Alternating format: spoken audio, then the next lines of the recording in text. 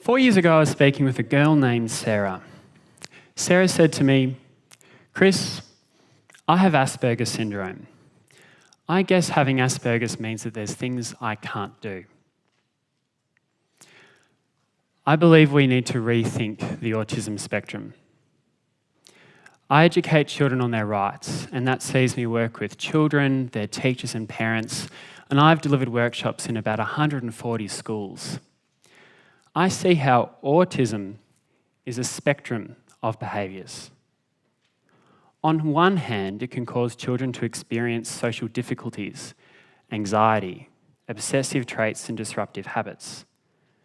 But on the other hand, it provides children with incredible gifts in memory, focus, detail and visual perception. No two children experience this spectrum in the same way. I meet children who might be non-verbal, children who are genius innovators and in a galaxy all on their own. Or children like Sarah, who have a mild form of autism, commonly referred to as Asperger's syndrome. So when Sarah says to me, having Asperger's means there's things I can't do, I thought, hang on. We don't have this label for children to say, I can't. We have it for children to say, I can. And what led me to that rethink was an earlier meeting I had with a mum named Lisa. Lisa had been talking to me about her disruptive child. Imagine if, simply because your child doesn't know how to socialise with other children, the world outcast your son or daughter as the weird one. People start to whisper about you as a parent. You're called the bad parent. People start to ban you from children's play dates because your child is just too hard work. Enough eyebrows get raised about your child that you're referred to child psychiatrists, where your child is placed in the fishbowl for 7 months, as all the experts stare at the strange ways that he or she moves. That was Lisa's life. She told me how the experts called her up and invited her to a meeting where they sat her down and said this: "Lisa, we're sorry to say, but everything that you find fascinating about your child is actually a problem. Everything that you thought you were doing right about your parenting, you're actually doing wrong. Your child has high-functioning autism. That means your child can function, but there's lots of things your child can't do. Your child will be withdrawn, socially inept, obsessive and have anxiety. It's highly likely that your child will get worse, so we recommend that you involve this service in your life constantly." I believe we need a rethink because Lisa is my mother.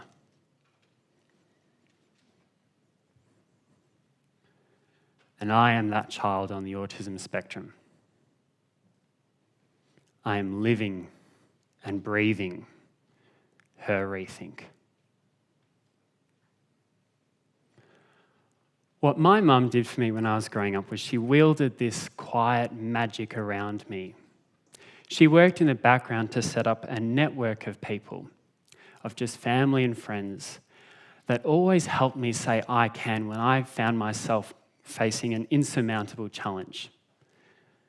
They were the people that always worked on my gifts and helped me control my difficulties.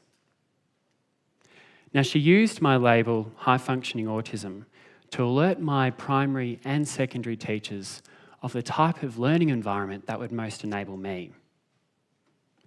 And with me, every film she made me watch, every book she made me read, had this I can ethos to it. My childhood was full of stories of children that had overcome adversity. Now, this was no dream for Mum. I certainly was no picnic. I asked her recently, just how bad did this get? That's a very dangerous question to ask your mum. And she said, well, Chris, there was your finger painting. And I thought, what was so different about my finger painting? And she said, well, Chris, you did finger painting with your own feces. And I thought, whoa, I had that reaction. I was like, how did you survive me? Because the thing that she never let me do was she never let me opt out of things. I never wanted to be social as a child, and she just refused to let me use autism as an excuse. And so I would pay it out on her by throwing these tantrums. And they weren't just your typical child tantrums, it would involve the whole household. One of them was so bad that simply to avoid from throwing me through the window, she picked up my school bag and threw it across my bedroom, and it managed to go through my bedroom wall. And I shut up after that one. Now, when my family reached their exhaustion threshold, I would be sent to the refuge of my grandparents. And my grandparents had this wonderful impact on me. My grandmother researched exercises that would help me with my anxiety. And look, I still use those exercises today. My grandfather knew that I would have a panic attack at the thought of playing social sports like football and cricket with other children. And so he worked on my motor skills. He taught me sports in private. And even though he was permanently in a wheelchair, he used his mind and his humour to enable me to feel confident in my own skin. At school, it would have been safe to call me 9 going on 90. My brother Stephen, he read Aladdin, and I read encyclopedias. I had this fascination with plotting the different royal families of Europe, and I managed to do it from the 14th to 19th century. And I had distilled it down into this incredibly visual and detailed chart. And so when my grade 2 teacher, Miss T, set an assignment, I marched this chart up to her because I just felt I have found a new way of seeing the last millennium. No wonder we have so many revolutions and conflicts. These families are way too connected, small community, completely out of touch. And so when I took it up to Miss T, she said, oh goodness, Chris, doesn't this chart look interesting? But darling, our assignment is on winter. Would you mind drawing what winter looks like? And I thought, I've just done a PhD on the whole last millennium, and you want me to draw clouds and rain. That happened a lot to me at 9. I would also tell stories about family trees that were broken.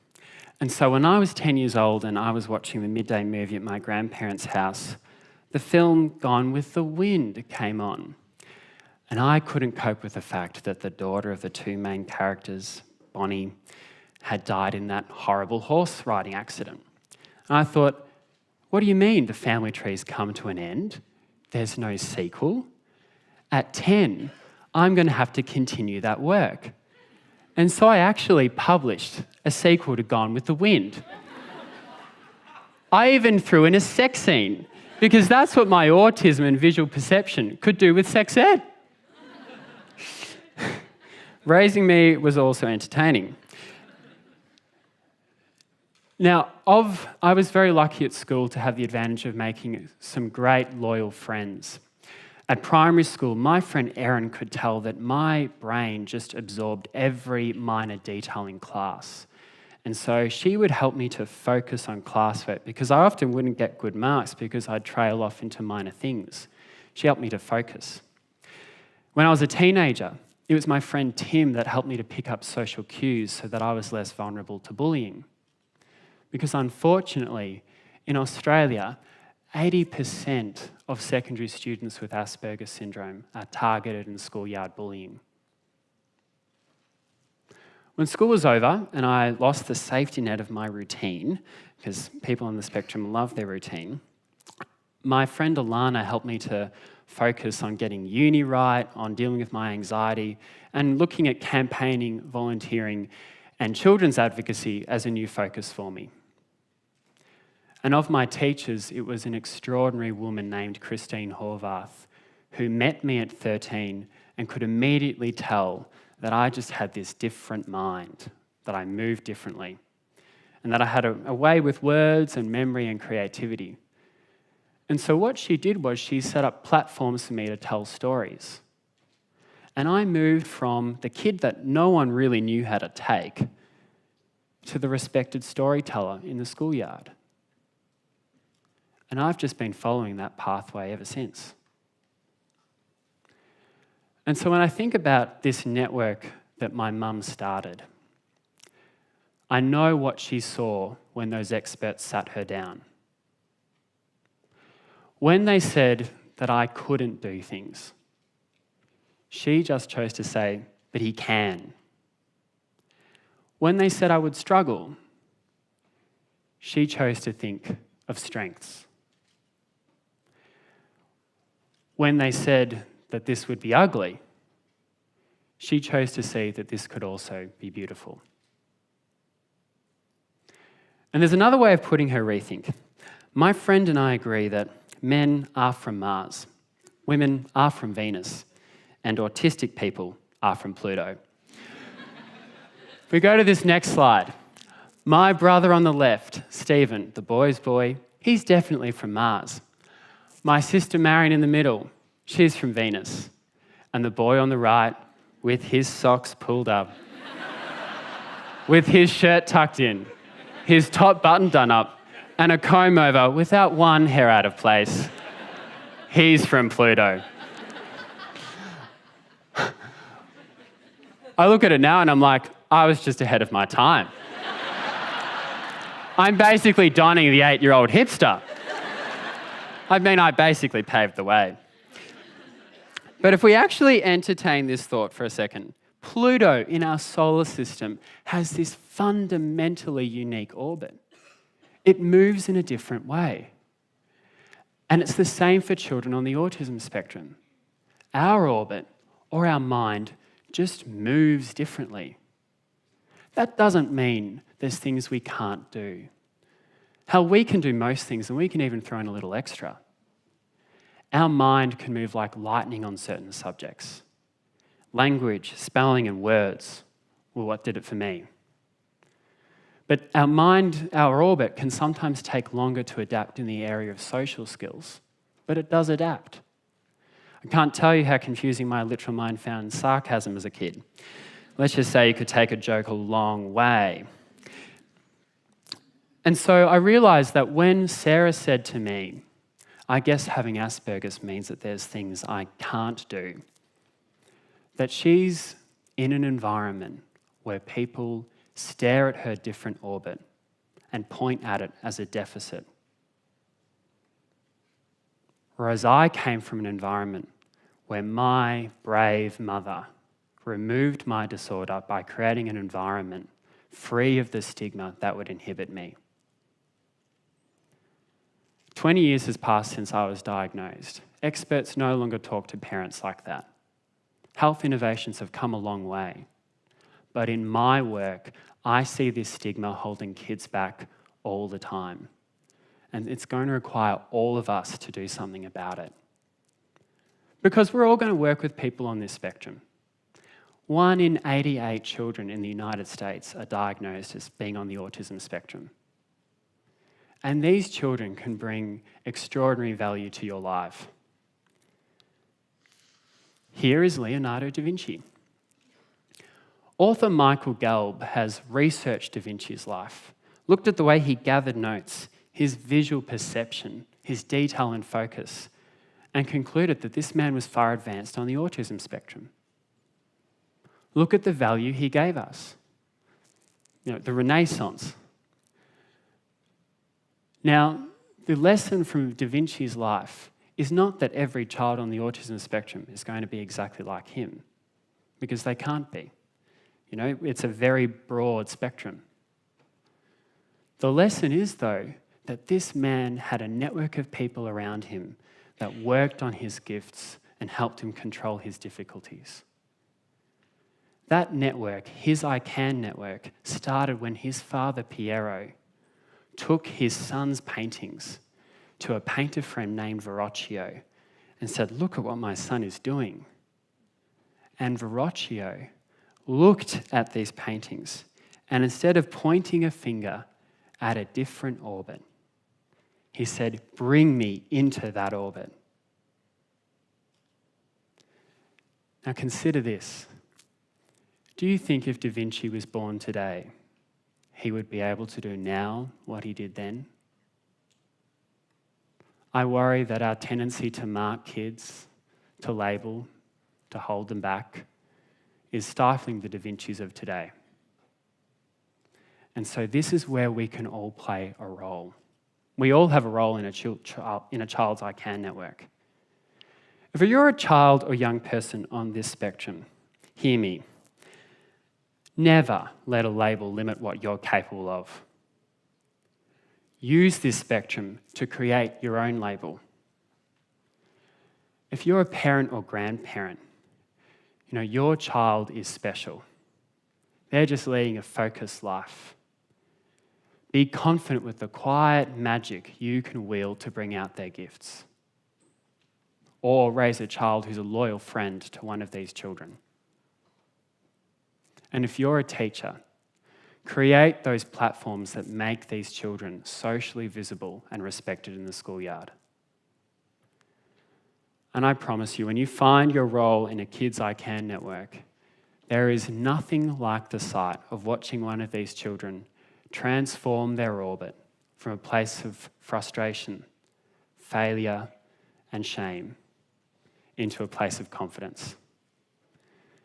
You watch them move from the prison of self-doubt to the freedom of self-belief. And to my mum who's here today, thank you for that freedom.